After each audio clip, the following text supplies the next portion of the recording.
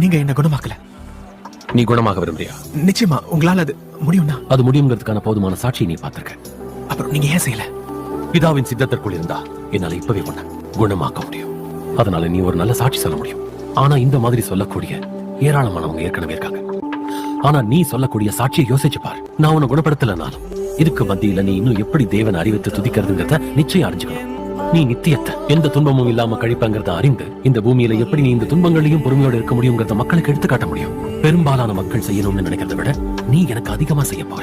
நிறைய பேருக்கு என்ன நம்புறதுக்கு சுகம் தேவைப்படுது. அவங்க இருதயம் பலவீனமா இருக்கிறதுனால என்ன நம்ப அவங்களுக்கு சுகம் தேவை. இந்த பூமியில இருந்து கடந்து பரலோகத்தில் உன் பிதாவை சந்திக்கும் போது நீ ஒரு மான போல துள்ளி குதிப்பெண்ணை ஏசாயா வாக்கு பண்ணிருக்காரு. உனக்கான வெகுமதி பெரியதா இருக்கும். அதனால இன்னும் கொஞ்சம் பொறுமையாரு.